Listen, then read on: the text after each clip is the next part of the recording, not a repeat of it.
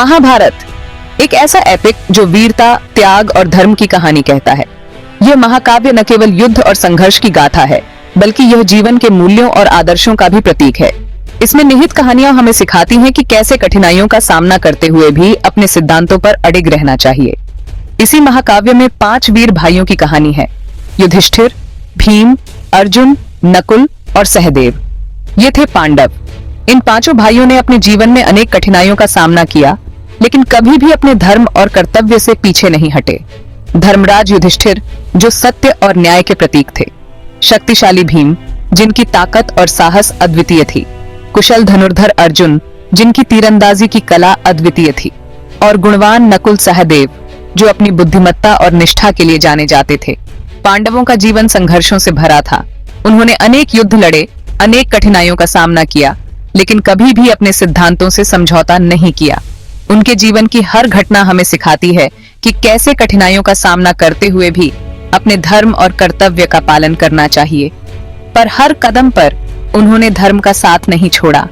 चाहे कितनी भी बड़ी विपत्ति क्यों ना आई हो, उन्होंने हमेशा धर्म और सत्य का पालन किया। उनके जीवन की यह विशेषता हमें सिखाती है कि सच्चाई और धर्म का मार्ग कभी भी आसान नहीं होता, लेकिन यह सबसे सही मार्ग होता है। उनके दिल में अपने एंसेस्टर्स के लिए बहुत श्रद्धा थी। वे हमेशा अपने पूर्वजों का सम्मान करते थे और उनकी शिक्षाओं का पालन करते थे। उनके जीवन में यह श्रद्धा और सम्मान हमें सिखाता है कि हमें अपने पूर्वजों का आदर और सम्मान करना चाहिए। वे जानते थे कि पितृ ऋण से बड़ा कोई कर्ज नहीं होता। अपने पूर्वजों के प्रति उनकी यह भावना हमें सिखाती है कि हमें अपने पूर्वजों के प्रति हमेशा कृतज्ञ रहना चाहिए और उनके द्वारा दिए गए मूल्यों का पालन करना चाहिए।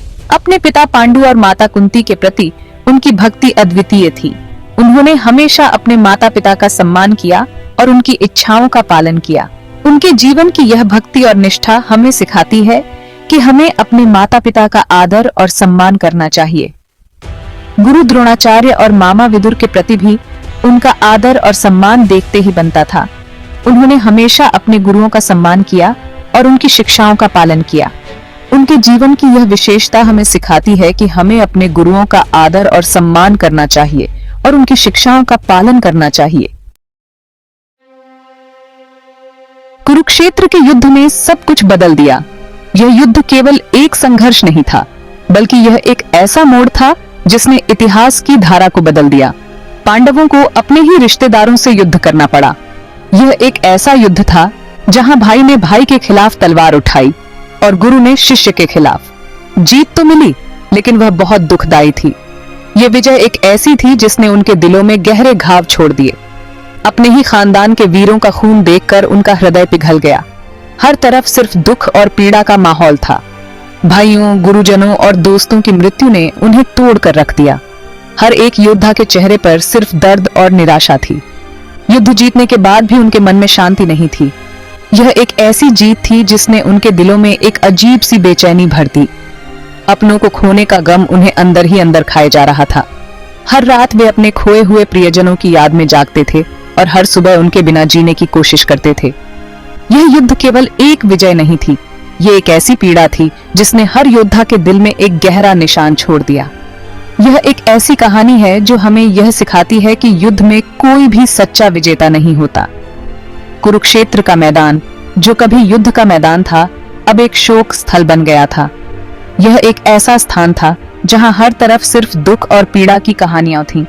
योद्धाओं ने अपने गिरे हुए साथियों को सम्मानित किया और उनकी याद में आंसू बहाए।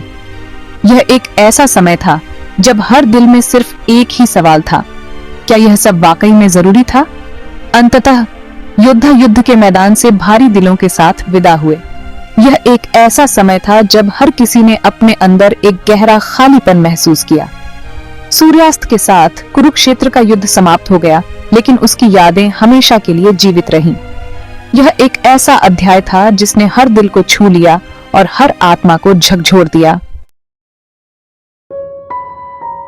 युद्ध खत्म हो गया था, लेकिन युद्ध के बाद की शांति में भी पांडवों के मन में एक गहरी चिंता थी।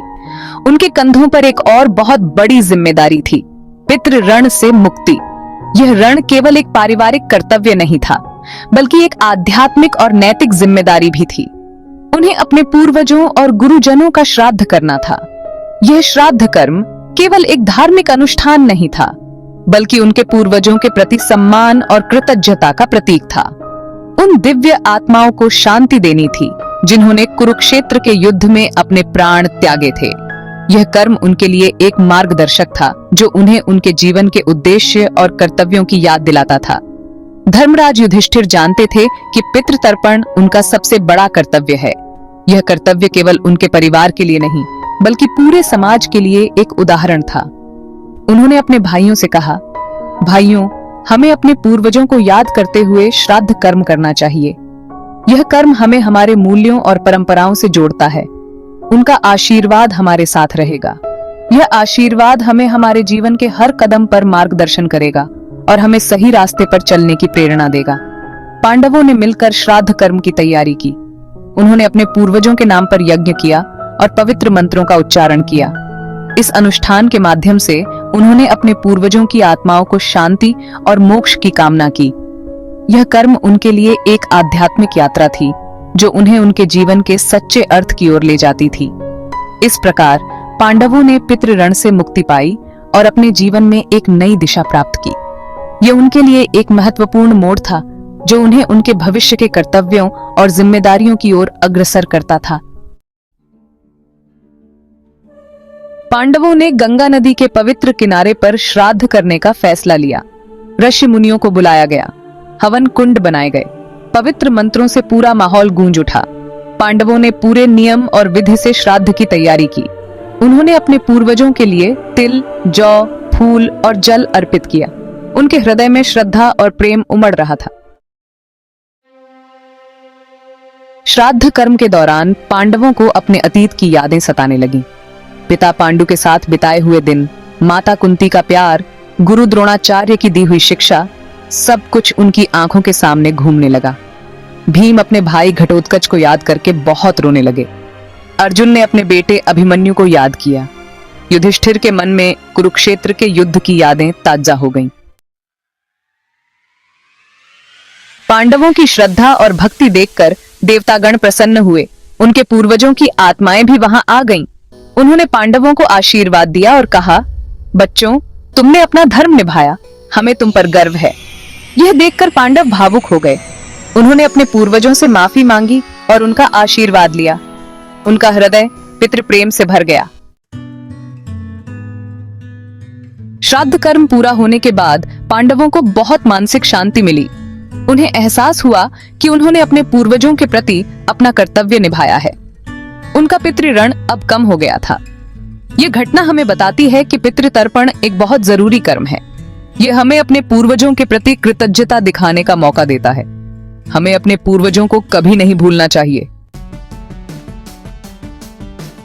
पांडवों की कहानी हमें पितृभक्ति और श्रद्धा का महत्व समझाती है।